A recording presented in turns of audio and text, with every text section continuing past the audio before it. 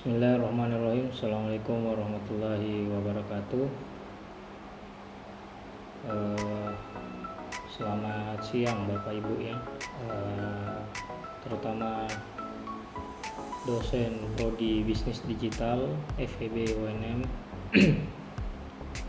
Hari ini saya akan menjelaskan atau membuat video tutorial tentang bagaimana menyusun RPS berbasis OBE, terutama untuk di dalam lingkup Prodi Bisnis Digital FEB UNM. Karena video ini didasari dari buku panduan yang saya buat sebagai salah satu tugas aktualisasi Latsar CPNS saya, dan kemudian video ini dibuat berdasarkan buku panduan tersebut. Jadi sebenarnya di dalam buku panduan ini ada beberapa substansi yang penting ya, yang harusnya diperhatikan oleh dosen atau tim teaching di Prodi Bisnis Digital FEB UNM ketika ingin menyusun atau merumuskan atau mungkin memperbaiki RPS yang ada sekarang. Jadi misalnya kita kan sekarang lagi berproses untuk akreditasi gitu ya. Kita sudah diminta untuk melakukan perbaikan jika memang ada yang harus diperbaiki terhadap rencana pembelajaran semester yang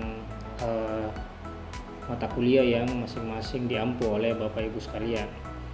Karena menurut informasi dari GPM pada saat kita rapat beberapa hari yang lalu, masih ada beberapa mata kuliah RPS mata kuliah yang belum sepenuhnya berbasis pada OBE. Karena misalnya belum ada rubrik penilaian, atau misalnya narasi CPMK yang ada di RPS itu masih belum sesuai dengan CPL yang telah dirumuskan oleh program studi. Sehingga itu sebabnya saya mencoba membuat buku panduan yang sederhana sebenarnya untuk membantu Bapak Ibu di program studi dalam menyusun atau memperbaiki RPS yang sudah ada. Dari beberapa substansi yang ada di buku ini, sebenarnya di video ini saya akan membuat tutorial untuk 3 poin penting sebenarnya. Pertama adalah bagaimana caranya kita menjabarkan CPL ke CPMK, capaian pembelajaran mata kuliah. Dan kemudian yang kedua, bagaimana caranya menjabarkan CPMK ke sub CPMK.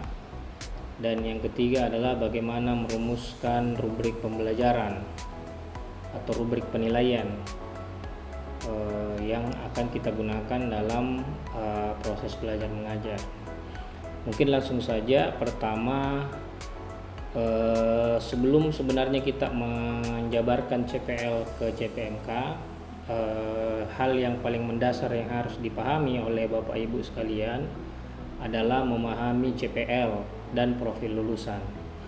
Nah, saya tidak akan menjelaskan CPL dan profil lulusan karena itu sudah dirumuskan dengan baik oleh program studi.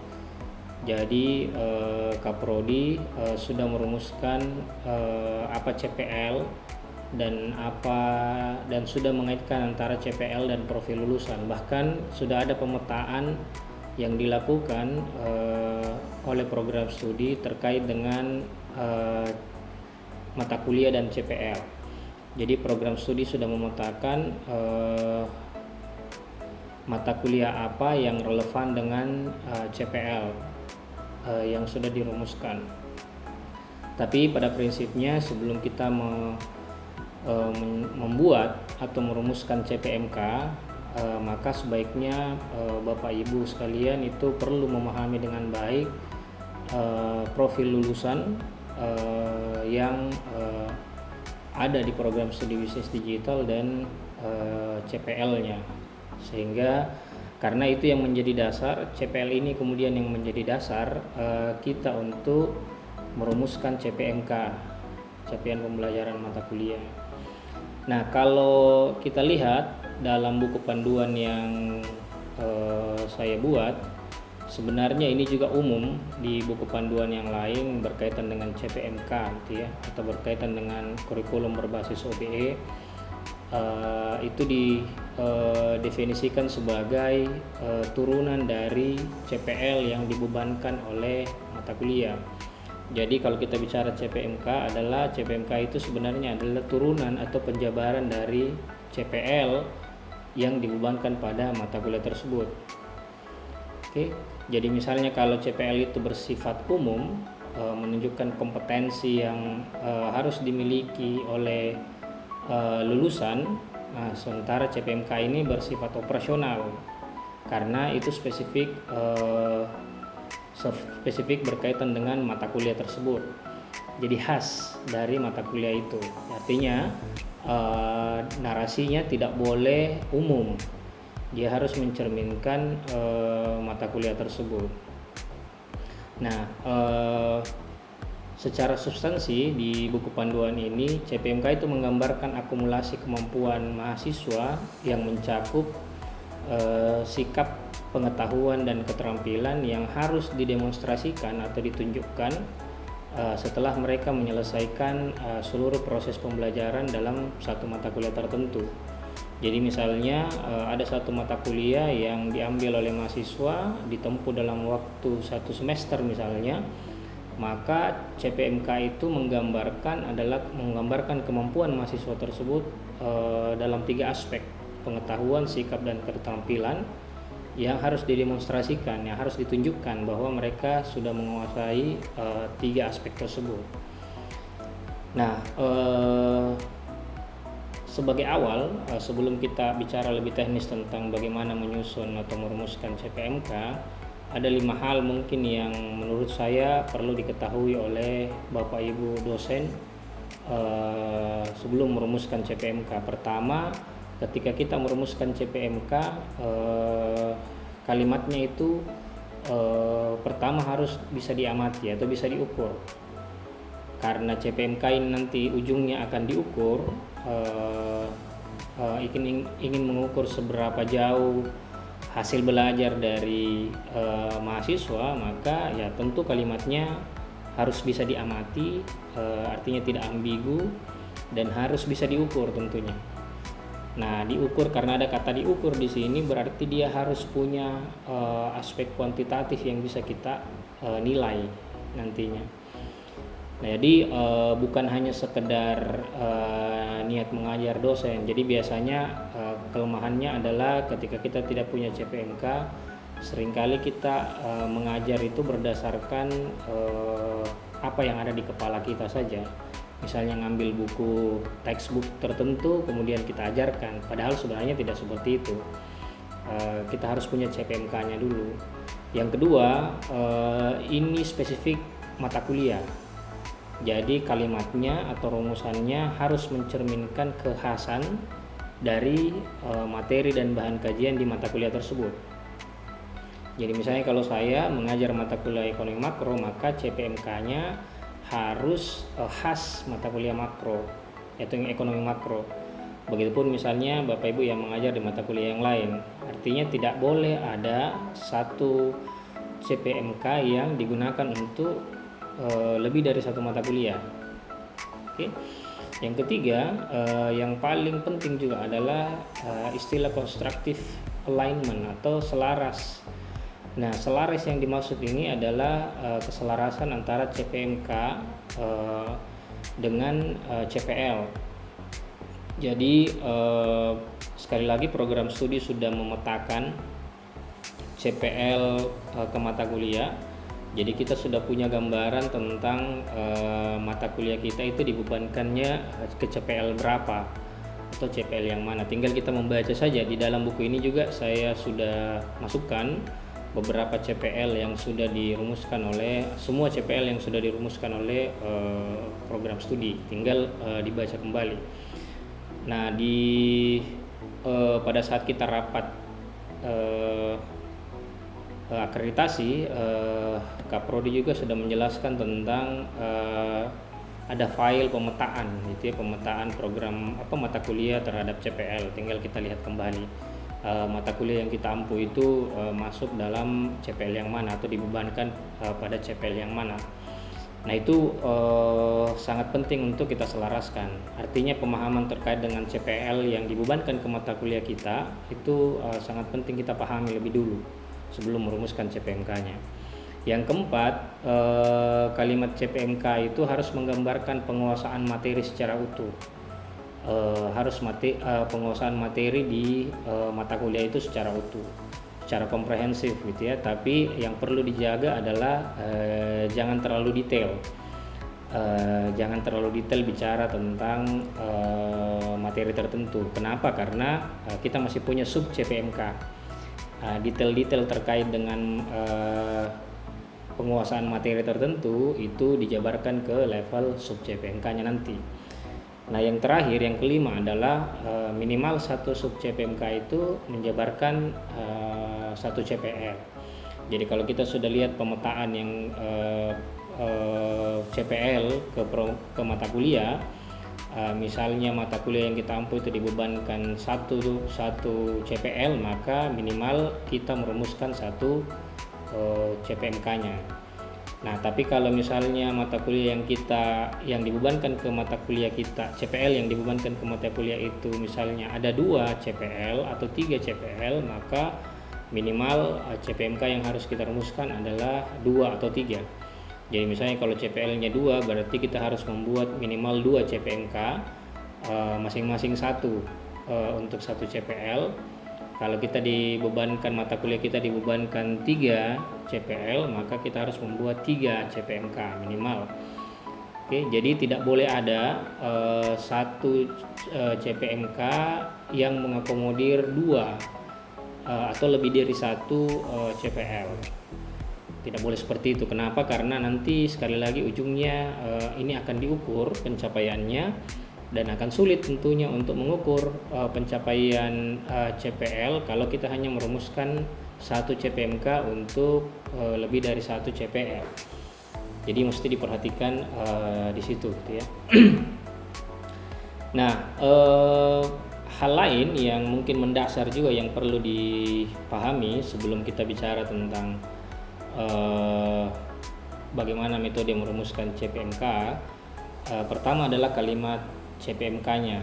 Jadi kalimat CPMK itu sebenarnya berisi apa saja sebenarnya ya. Nah, pertama kalau kita merumuskan kalimat CPMK, paling tidak isinya ada 3, harus berisi 3 substansi. Pertama adalah kemampuan, yang kedua materi pembelajaran, dan yang ketiga konteks.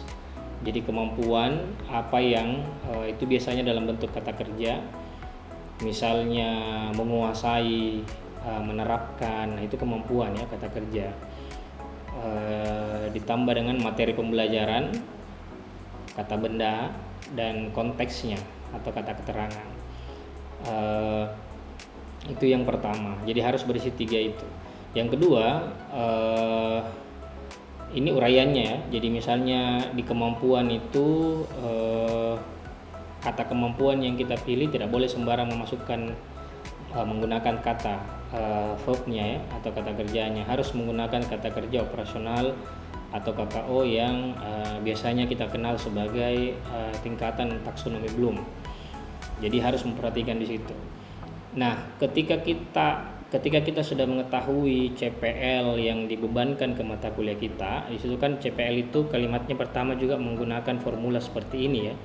Ada kemampuan, ada ditambah dengan materi pembelajaran dan konteks.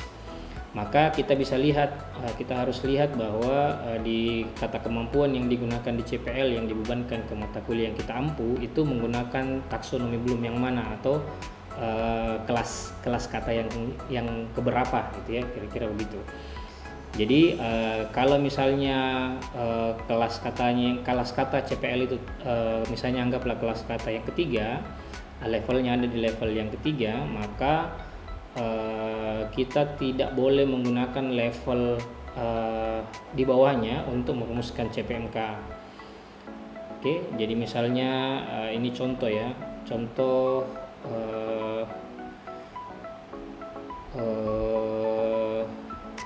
taksonomi Bloom yang, tunggu saya coba lihat.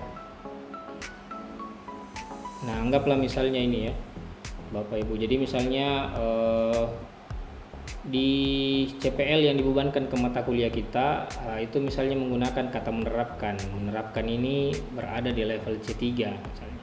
Maka CPMK, kalimat CPMK di kemampuan itu, di dalam kalimat CPMK untuk aspek kemampuan, kita tidak boleh menggunakan kata kerja di bawahnya atau kelas kata di bawahnya menerapkan. Harus sama. Oke, harus sama. Jadi misalnya kalau menerapkan ya harus kita juga menggunakan kata kualifikasi kelas kata di level menerapkan atau C3. Apakah misalnya melaksanakan, mengimplementasikan, menggunakan, mengkonsepkan dan lain-lain. Oke, jadi kita tidak boleh menggunakan kelas kata di bawahnya gitu ya. Nah, di kata materi atau nounnya itu sebenarnya isinya bahan kajian atau topik keilmuan yang kita pelajari. Jadi setelah kemampuan, selanjutnya adalah kata materinya. Di bagian terakhir konteks adalah lingkup atau kriteria bagaimana kemampuan itu ditunjukkan. Nah, kalau misalnya kita coba langsung contoh ya, ini ada contoh yang saya buat. Yang saya ambil dari beberapa literatur juga, terutama di buku panduan kurikulum yang dirancang oleh asosiasi. Misalnya mahasiswa mampu merancang. Jadi mahasiswa mampu merancang itu adalah kemampuan. Model bisnis inovatif. Nah, model bisnis inovatif itu adalah materinya yang berkelanjutan dengan mengintegrasikan teknologi cyber. Jadi yang berkelanjutan dengan mengintegrasikan teknologi cyber itu adalah konteks. Oke, jadi kalau kita lihat struktur contoh CPMK yang ada di sini, strukturnya itu mengandung 3 aspek tadi, kemampuan, materi, dan konteks.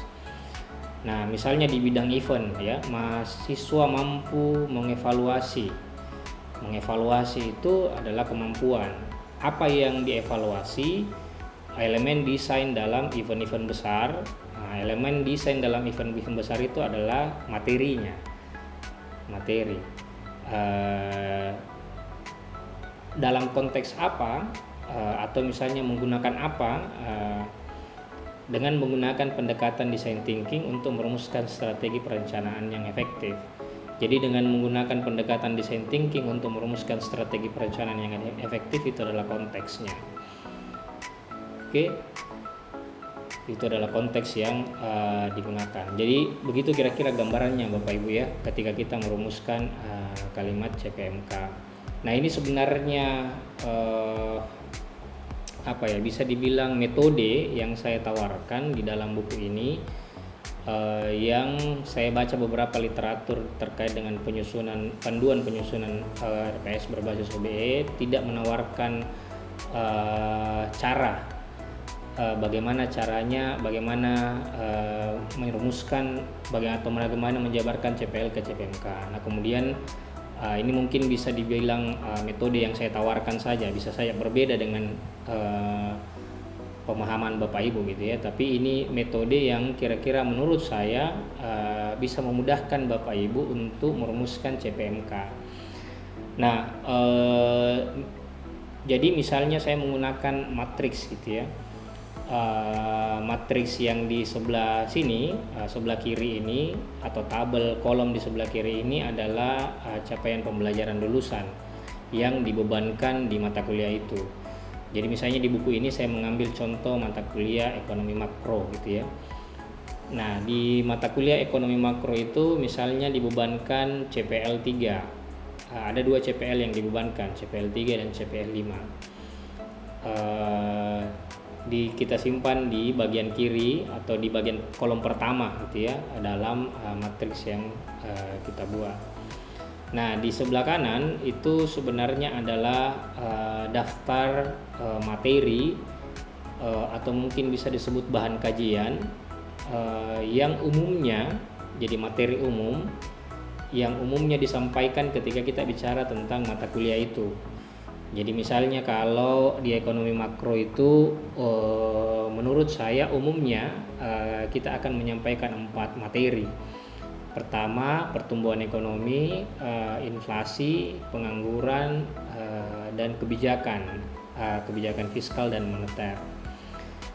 Oke, nah ketika kita sudah memasukkan CPL di kolom pertama dan kemudian materi umum mata kuliah itu di kolom sebelahnya, maka kita bisa matrikskan. Intinya sebenarnya CPMK itu adalah apa kontribusi mata kuliah ini terhadap pencapaian CPL. Jadi perspektifnya selalu ke sana Bapak Ibu ya. Ketika kita merumuskan kalimat CPMK, maka perspektifnya adalah pertanyaan yang harus ada dalam kepala kita adalah apa kontribusinya ini, apa sumbangannya ini mata kuliah terhadap pencapaian CPL. Selalu ke CPL gitu ya. Ya, jangan ke yang lain, selalu pencapaian CPL. Jadi misalnya di dalam CPL yang dibebankan, anggaplah dibebankan oleh mata kuliah ekonomi makro ini adalah menerapkan konsep manajemen keuangan dan regulasi keuangan digital untuk merancang dan menganalisis solusi keuangan digital, mengelola risiko dan keamanan transaksi, serta menunjukkan tanggung jawab etika profesional, kepekaan sosial, dan kepatuhan pada aturan di sektor keuangan digital. Oke, jadi kalau kita lihat kalimat CPL-nya seperti yang saya sampaikan di awal, mengandung 3 aspek sikap, kemudian aspek pengetahuan dan aspek keahlian gitu ya. Nah, di CPMK yang contoh yang saya buat untuk mata kuliah ekonomi makro adalah mahasiswa mampu menggunakan teori ekonomi makro, jadi umum gitu ya, belum menyebutkan 4 aspek itu, untuk membantu memahami pengaruh kondisi makroekonomi terhadap manajemen keuangan dan regulasi keuangan digital secara profesional, beretika, dan peka terhadap realitas sosial. Jadi kalimat ini juga mengandung 3 aspek kemampuan, aspek sikap, dan aspek keahlian. Oke, nanti sebenarnya ini akan berpengaruh pada saat akan kita lihat lebih detail pada saat kita merumuskan rubrik penilaian gitu ya. Jadi struktur kalimatnya mirip dengan CPL ya, mirip dengan CPL. Mahasiswa mampu menggunakan. Kenapa saya menggunakan KKO menggunakan di situ? Kata menggunakan karena itu sekelas dengan kata menerapkan. Jadi misalnya menerapkan ini C3 itu ya, KKO-nya C3, saya memakai kata menggunakan di dalam sini ini karena dia satu kelas kata gitu ya. Jadi sama kelasnya, itu tidak boleh lebih di bawah gitu ya, tidak boleh di bawah kata menerapkan. Teori ekonomi, jadi kita bisa menggunakan jadi dari kalimat ini, kalimat sub CPMK ini tergambar kemampuan umum yang akan dimiliki oleh mahasiswa ketika dia mengambil lulus mata kuliah ekonomi makro, dan diarahkan kemana. Penguasaan keahlian tersebut diarahkan kemana? Diarahkan untuk membantu mereka memahami kaitannya dengan manajemen keuangan dan regulasi keuangan digital. Kenapa diarahkan pada keuangan dan regulasi keuangan digital? Karena di dalam CPL arahnya ke situ. Oke, arahnya ke situ. Jadi sebenarnya kalau dibaca CPMK yang contoh CPMK yang saya rumuskan untuk mata kuliah ekonomi makro ini adalah ekonomi makro ini ingin berkontribusi agar mahasiswa bisa menerapkan manajemen keuangan dan regulasi keuangan digital. Jadi kita mau mengarahkan materi atau misalnya teori ekonomi makro agar membantu mahasiswa untuk memahami atau menerapkan manajemen keuangan digital dan regulasi keuangan digital. Pada konteks itu nanti mata kuliah ekonomi makro ini diarahkan. Kira-kira seperti itu. Jadi kita tidak boleh kalau misalnya ini yang membedakan materi mata kuliah ekonomi makro dengan di bisnis digital dengan program studi yang lain, misalnya di ekonomi pembangunan atau ilmu ekonomi. Jadi kita punya akan berbeda nanti materinya pasti karena CPL yang dibebankan di mata kuliah itu berbeda tentunya ya. Begitu kira-kira Bapak Ibu. Jadi mudahnya adalah ambil CPL yang dibebankan. Jadi kira-kira begitu metodenya yang dibebankan ke mata kuliah Bapak Ibu sekalian, dan kemudian identifikasi materi umumnya. Biasanya kalau kita bicara materi umum itu kan tidak terlalu banyak gitu ya. Artinya materi umum general. Jadi kalau kita bicara tentang mata kuliah itu ada beberapa ada materi yang harus disampaikan, yang umumnya disampaikan. Nanti yang lebih spesifiknya nanti kita rumuskan di sub CPMK-nya. Kenapa matriks ini saya tawarkan?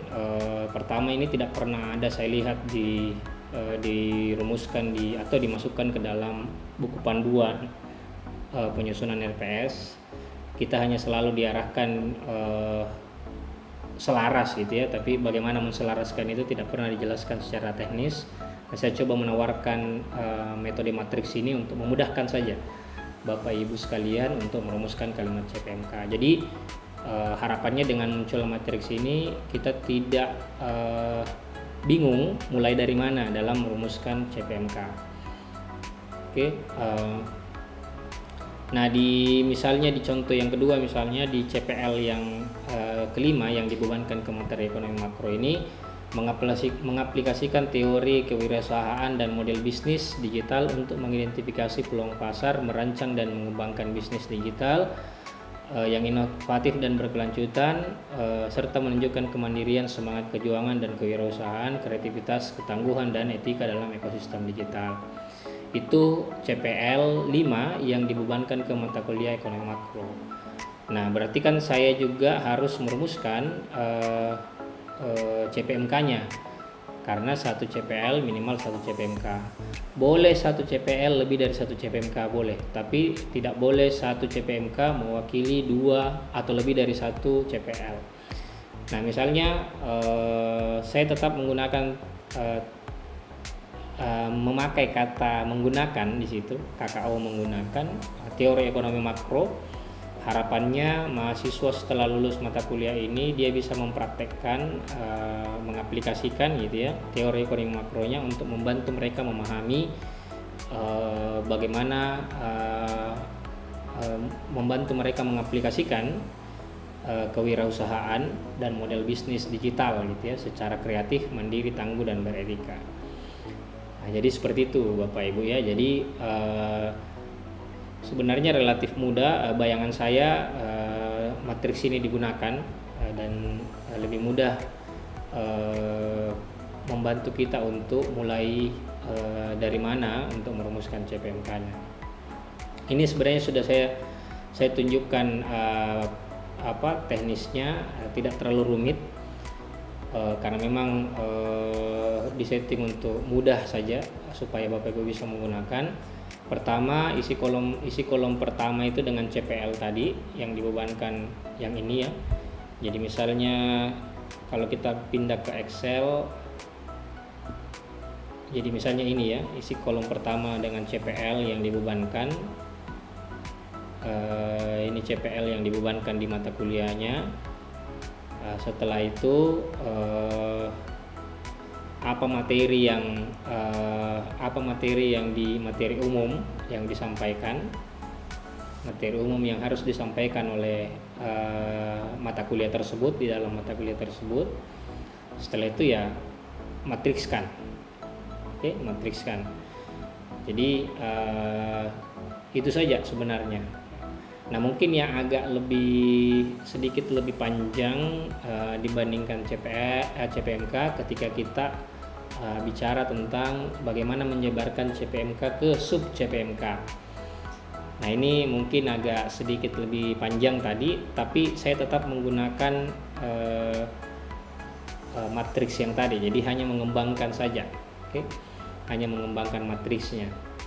Nah, tapi sebelum saya menjelaskan teknis bagaimana merumuskan atau menyebarkan CPMK ke sub CPMK, mungkin ada beberapa hal mungkin yang mendasar yang harus Bapak Ibu dosen pahami ya sebelum merumuskan sub CPMK.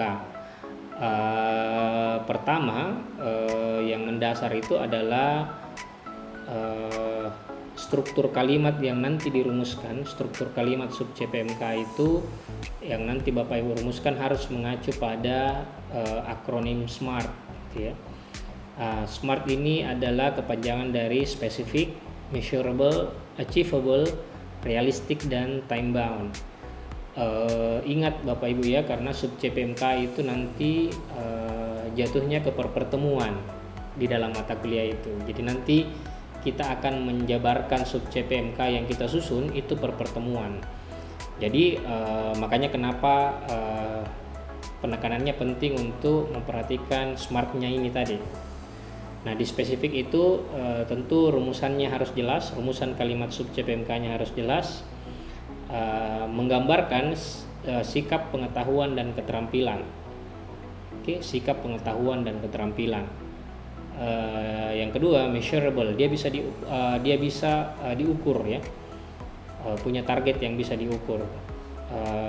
Kita tahu bahwa kapan mahasiswa, pada kondisi apa mahasiswa dianggap sudah mencapai kemampuan tersebut. Yang ketiga adalah achievable.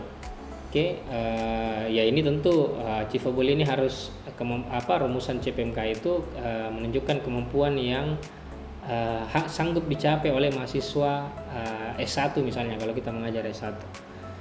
Oke, jadi jangan sampai misalnya kita merumuskan sub CPMK yang sebenarnya kemampuannya itu bisanya dicapai di mahasiswa S2 atau S3 misalnya. Nah, yang keempat itu realistik. Realistik ini berkaitan dengan apakah sumber daya yang kita punya itu bisa menopang kemampuan yang ingin kita capai, kemampuan yang ingin mahasiswa kita capai gitu ya. Jadi harus mempertimbangkan sumber dayanya. Yang kelima adalah time bound. Jadi kalau kita mengambil sisi waktu, kemampuan yang kita rumuskan itu harus bisa dicapai dalam jangka waktu tertentu. Nah, ini juga merujuk pada bobot SKS yang ada di mata kuliah itu. Oke, jadi harus mempertimbangkan hal seperti itu Bapak Ibu ya. Jadi jangan merumuskan sub CPMK yang bisa dicapai tapi butuh waktu yang lama untuk mencapai hal itu. Sementara ya misalnya kita misalnya hanya 16 kali pertemuan misalnya, atau efektif 14 kali pertemuan. Oke, nah pengetahuan yang lain mungkin yang mungkin dipahami terkait dengan perumusan sub CPMK. Nah, nanti pada saat kita merumuskan sub CPMK Bapak Ibu kan itu nanti akan didistribusi per pertemuan. Nah,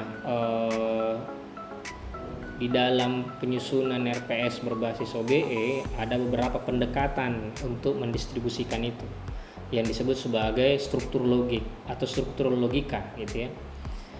Nah, jadi misalnya kita sudah merumuskan kita punya sub CPMK ada 7 misalnya ya, ada 7 sub CPMK untuk mata kuliah tertentu.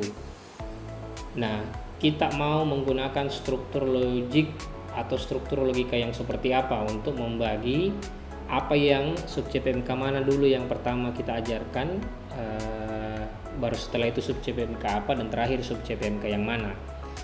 Jadi misalnya salah satu contoh misalnya adalah struktur hierarki. Nah, jadi struktur hierarki ini adalah logika yang menjelaskan bahwa untuk memberikan skill tertentu atau kemampuan tertentu, mahasiswa itu harus melewati hierarki tertentu.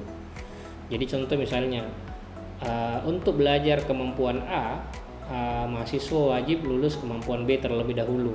Nah, itu hierarki sifatnya itu ya. Hierarki sifatnya. Jadi kalau misalnya kita punya 7 sub CPMK, maka kita harus susun kalau kita mau susun berdasarkan struktur hierarki ini, ya berarti sub CPMK untuk mencapai sub CPMK ke 7 tidak mungkin mencapai sub CPMK ke 7 kalau kita tidak mengajarkan sub CPMK yang pertama misalnya, atau sub CPMK yang kedua, dan seterusnya. Oke, kalau itu bentuk hierarki. Ada bentuk prosedural. Oke, ada bentuk prosedural, ada bentuk cluster, dan yang keempat itu combination, atau mengkombinasikan tiga struktur yang tadi.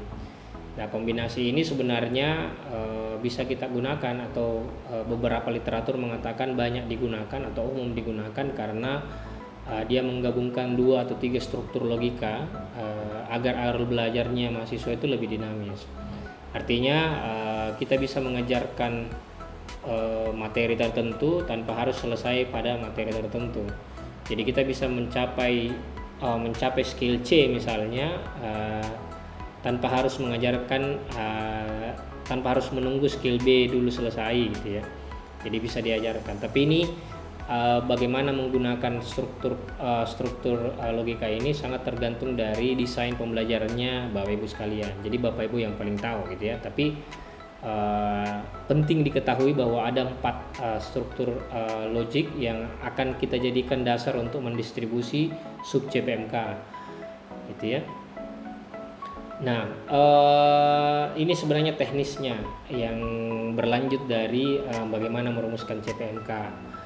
Saya menawarkan satu matriks yang sebenarnya sama, mirip gitu ya. Ada 3 bagian penting dari matriks ini. Pertama CPL yang dibebankan ke mata kuliah itu, yang kedua CPMK-nya, dan yang ketiga adalah materi umumnya. Nah, kalau di CPMK kita berhenti pada kata teori ekonomi makro, misalnya ini contoh mata kuliah ekonomi makro, maka di sub CPMK-nya kita kemudian mulai merumuskan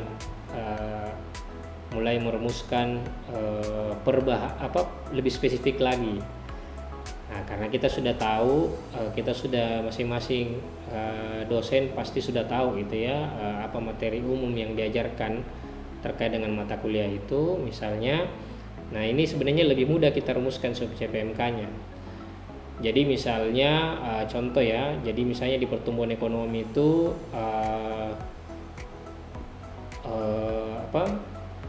saya lupa. Sebelum, yang penting juga diperhatikan Bapak Ibu sekalian, misalnya di CPMK-nya itu adalah KKO yang kita gunakan itu adalah C3, itu tidak menunjukkan bahwa mulai dari pertemuan pertama sub CPMK pertama sampai sub CPMK terakhir itu K3 semua.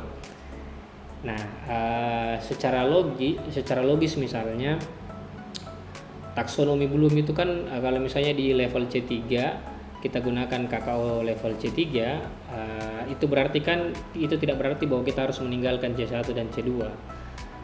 Artinya kalau kita menggunakan KKO C3 berarti mahasiswa untuk sampai ke level C3 ini dia harus paham C1-nya dan C2-nya. Artinya mustahil mencapai C3 kalau C1 dan C2 itu tidak dipahami. Nah, itu yang menjadi dasar kita juga dalam merumuskan sub CPMK-nya. Itu kenapa misalnya di materi pertumbuhan ekonomi di sub CPMK yang pertama misalnya saya menulis memahami definisi dan konsep perhitungan PDB dan pertumbuhan ekonomi. Kenapa saya menggunakan kata memahami? Memahami itu dalam KKO itu di level C2 gitu ya. Di level C2.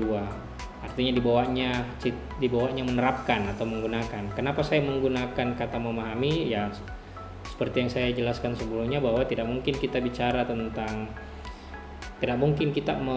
mengajarkan atau mengarahkan mahasiswa untuk mampu menggunakan atau mampu menerapkan kalau mereka tidak paham. Itu ya, makanya kenapa di di sub CPMK yang pertama saya menggunakan kata memahami. Berarti konsep dasar tentang PDB dan pertumbuhan ekonomi. Nah, yang kedua masih di materi pertumbuhan ekonomi, itu juga bicara tentang memahami teori-teori pertumbuhan ekonomi. Oke, memahami teori pertumbuhan ekonomi. Kenapa saya menggunakan teori pertumbuhan ekonomi? Ini sebenarnya sangat tergantung dari kebutuhan, sekali lagi kebutuhan dari tim teaching masing-masing dengan memperhatikan CPL dan CPMK yang sudah dirumuskan. Jadi kenapa saya menggunakan memasukkan teori pertumbuhan ekonomi di sini? Karena dari membaca CPL dan CPMK yang sudah dirumuskan, saya menganggap bahwa pertumbuhan ekonomi akan sangat berguna bagi mahasiswa untuk membantu mereka menerapkan konsep manajemen keuangan tadi. Oke, itu tentu pertimbangan dari dosen atau tim teaching, gitu ya. Jadi sangat dilihat lagi nanti substansi masing-masing materi yang akan diajarkan. Artinya intinya sekali lagi, apakah materi itu sangat bisa berkontribusi terhadap pencapaian CPMK, CPL. Oke. Kalau tidak, artinya kan tidak semua materi harus diajarkan, gitu ya. Hanya betul-betul yang berkontribusi terhadap pencapaian CPMK dan CPL-nya. Misalnya ada banyak materi di mata kuliah ekonomi makro sebenarnya yang disampaikan kalau kita bicara ekonomi makro, tapi saya merasa bahwa materi-materi itu tidak berguna atau tidak berkontribusi untuk pencapaian CPMK dan CPL. Sekali lagi diperhatikan di aspek itu kontribusinya. Oke, akan seperti ini nanti strukturnya Bapak Ibu. Di materi yang kedua misalnya di inflasi, berarti saya mesti mengidentifikasi kalau kita bicara inflasi, apa materi di inflasi yang berkontribusi terhadap CPMK yang bisa membantu mahasiswa untuk memahami manajemen keuangan dan regulasi keuangan, apa yang relevan. Nah, saya bicara di awal-awal saya tetap memasukkan pemahaman dasar, gitu ya, tentang inflasi, ruang lingkup, cara menghitungnya. Nah, baru di bagian-bagian 3 ke 4 ini saya mengidentifikasi teori-teori apa dalam inflasi yang kira-kira relevan membantu mahasiswa untuk paham tentang manajemen, yang relevan dengan manajemen keuangan dan regulasi keuangan, yang kira-kira ada kaitannya gitu ya. Nah, ini muncullah beberapa teori nih yang saya identifikasi. Oke, nah yang seperti itu, hal-hal spesifik begitu tentu dosen masing-masing yang tahu di mata kuliahnya. Begitupun dengan pengangguran, kebijakan fiskal dan kebijakan moneter. Jika misalnya Bapak Ibu anggaplah mengidentifikasi 5 materi umum, gitu ya, 5 materi umum yang umumnya diberikan di mata kuliah tersebut, dan ternyata setelah dipetakan, dianalisis, hanya 4 yang nyambung, yang ada kaitannya dengan CPMK dan CPL. Berarti 4 itu aja, 4 materi itu saja yang dijelaskan nanti di mata kuliah ini. Misalnya satu bahan kajian yang lain itu tidak perlu dimasukkan. Oke, tidak perlu dimasukkan. Jadi ada mungkin bahan kajian yang di program studi lain, misalnya di ekonomi pembangunan diajarkan, di bisnis digital itu tidak diajarkan karena kita menganggap tidak nyambung atau tidak berkontribusi terhadap pencapaian CPMK dan CPL. Gitu Bapak Ibu ya. Jadi matrisnya sederhana, cara menggunakan matris ini juga sangat sederhana. Oke, jadi ini sebenarnya mempertemukan antara CPMK yang sudah kita rumuskan dengan materi umum yang ada di mata kuliah itu.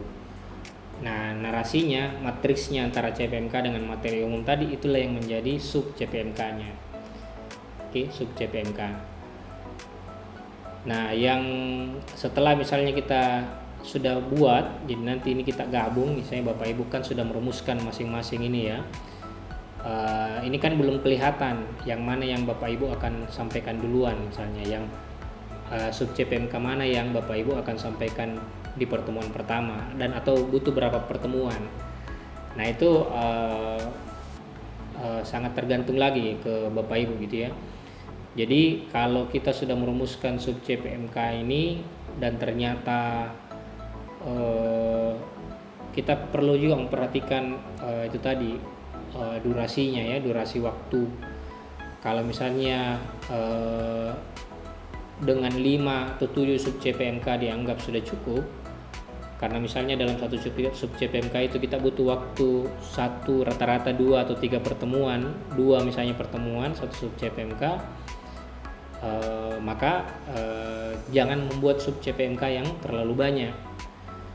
Oke, jangan membuat sub CPMK yang terlalu banyak. Jadi betul-betul Bapak Ibu mesti menganalisis materi apa yang sangat penting disampaikan untuk membantu mahasiswa mencapai CPL-nya tadi.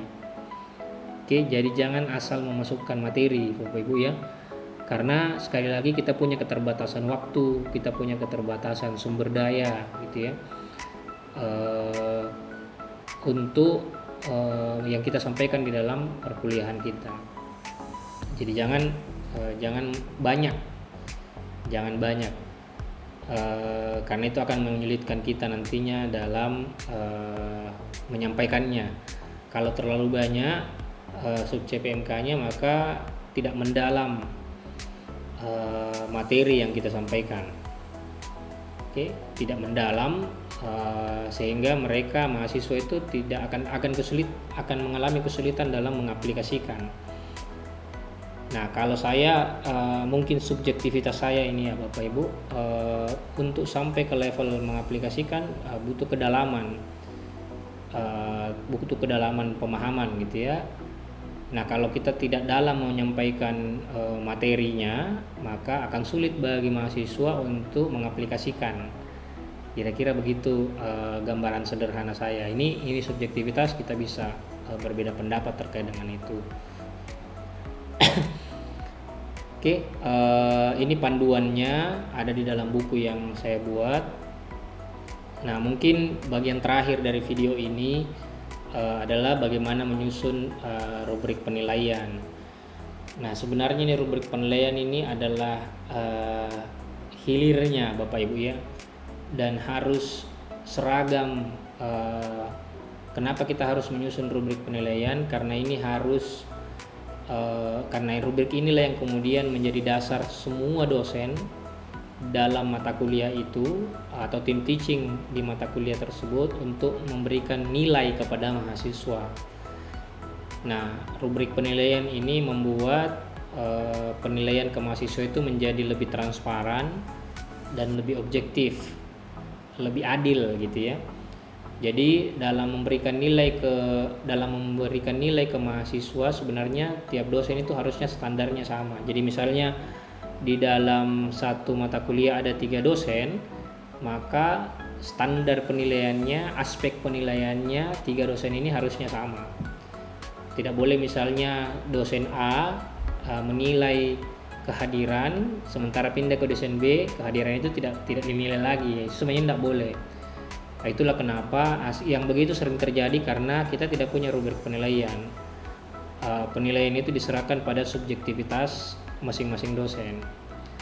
Nah, ini rubrik penilaian ini tentu harus disepakati oleh dosennya gitu ya, jauh sebelum perkuliahan dimulai. Jadi ketika perkuliahan dimulai dan kita sampai pada pemberian nilai, maka tidak ada lagi perdebatan macam-macam tentang tentang standar penilaian.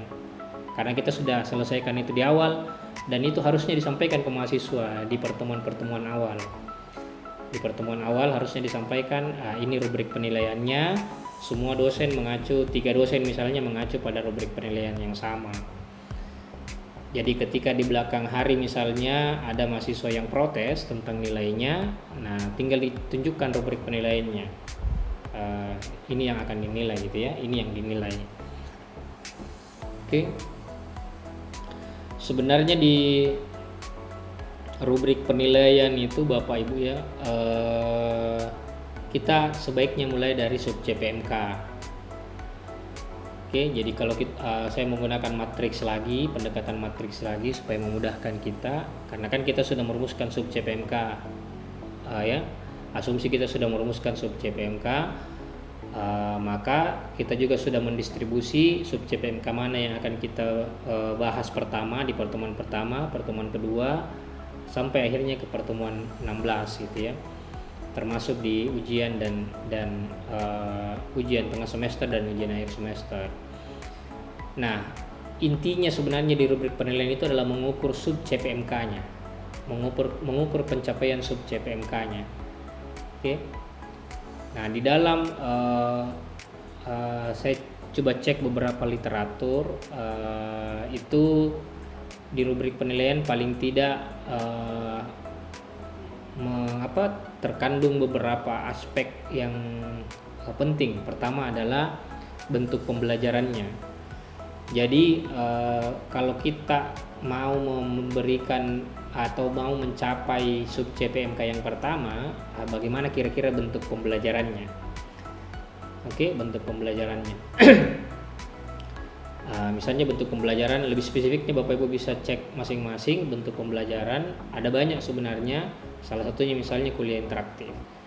Jadi kita memilih kuliah interaktif ini karena misalnya Bapak Ibu merasa bahwa dengan kuliah interaktif itu sudah tepat untuk menyampaikan, sudah tepat untuk metode yang tepat, bentuk yang tepat untuk memahami, menyampaikan atau memahamkan sub CPMK yang pertama, yang kedua dan seterusnya. Nah, setelah bentuk pembelajaran ditentukan, metode pembelajarannya seperti apa? Jadi ibaratnya kayak bentuk pembelajaran nih, analoginya kira-kira kayak ini ya, kayak kamar gitu ya. Kayak kamar, di dalam kamar itu ada beberapa pintu. Pintu inilah yang kemudian metode pembelajarannya. Jadi bentuk pembelajarannya misalnya kuliah interaktif, metode pembelajarannya adalah diskusi kelas. Diskusi kelas. Nah, setelah ditentukan metode pembelajaran, maka substansi yang ketiga adalah bentuk dan teknik penilaiannya, Bapak Ibu. Jadi sekali lagi intinya bentuk dan teknik penilaian itu harus mengacu pada sub CPMK-nya. Oke, yang relevan. Jadi kita mesti betul-betul mengetahui bentuk penilaian yang relevan dengan sub CPMK untuk mengukur sub CPMK dan teknik penilaian yang relevan untuk mengukur sub CPMK. Misalnya contoh ya, di dalam bentuk penilaian itu umumnya kan terbagi dua, ada formatif dan sumatif. Formatif ini sebenarnya menilai proses, jadi yang dinilai adalah bagaimana bentuk dan metode pembelajarannya di dalam kelas. Nah, biasanya ini untuk kita, untuk dosen. Misalnya ketika saya bicara diskusi kelas, saya coba pakai metode belajar diskusi kelas misalnya, dan setelah saya coba uji, ternyata saya lihat ini tidak efektif untuk menyampaikan materi, ternyata tidak efektif gitu ya. Nah, maka minggu depan atau pertemuan selanjutnya saya ganti.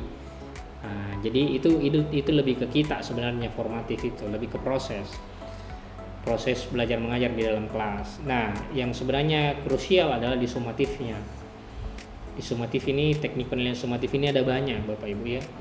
Ada banyak, sangat tergantung lagi bagaimana Bapak Ibu mengukur sub CPMK yang Bapak Ibu sendiri sudah rumuskan. Misalnya contoh adalah ada tugas, ada kuis, ada presentasi, ada ujian. Oke, jadi misalnya untuk mengukur sub CPMK pertama, memahami definisi dan konsep perhitungan PDB dan pertumbuhan ekonomi, Bapak Ibu menggunakan apa? Teknik penilaian yang mana yang disumatif? Apakah kuis, presentasi, atau UTS? Oke. Oh iya, saya lupa juga Bapak Ibu ya, yang penting juga dalam sub CPMK itu sebelum kita merumuskan teknik penilaiannya adalah bobot. Oke. Bapak Ibu mesti menentukan bobotnya terlebih dahulu, bobot masing-masing sub CPMK-nya. Jadi misalnya kalau kita punya 7 sub CPMK, maka Bapak Ibu mesti menentukan bobotnya masing-masing sub CPMK. Tentu ada sub CPMK yang menurut Bapak Ibu bobotnya paling berat, itu ya, bobotnya paling penting. Ya, artinya diberikan bobot paling besar. Ada yang kecil misalnya bobotnya. Nah, berapa besar bobot yang masing-masing ditentukan tergantung, sekali lagi tergantung dari urgensi atau tingkat kepentingan dari masing-masing sub CPMK. Nah, itu ada di kolom, kita letakkan nanti di kolom kanan tadi ya, total bobot penilaian. Oke, total bobotnya sub CPMK itu mesti 100 ya Bapak Ibu, mesti 100. Jadi misalnya ketika kita sudah menentukan di sub CPMK pertama itu bobotnya 10, kita beri bobot 10. Untuk menilai sub CPMK itu tercapai atau tidak, kita menggunakan 3 teknik penilaian: kuis, presentasi, dan ujian. Maka bobot yang 10 ini kita mesti distribusi ke 3 penilaian tadi, 3 teknik penilaian. Misalnya saya kasih contoh, misalnya di kuis itu 3%, bobotnya 3, presentasi itu 5%, dan UTS itu 2%. Kalau di total kuis, presentasi, dan UTS itu totalnya adalah 10. Oke, 10 bobotnya. Itu yang mesti diperhatikan Bapak Ibu ya. Berapa besar, yang mana ya bobot yang paling besar di teknik penilaian, sekali lagi kembali ke masing-masing dosen.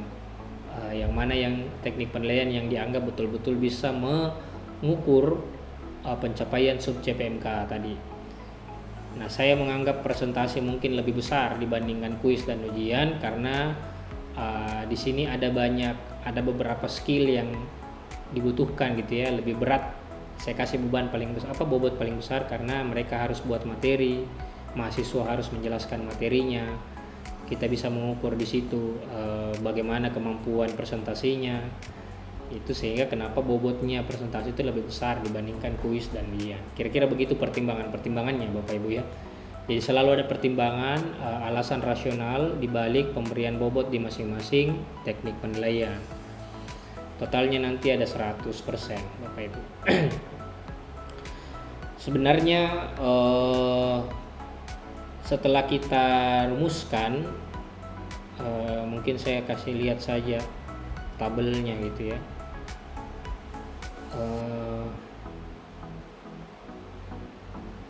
Setelah kita merumuskan rubrik penilaiannya Bapak Ibu,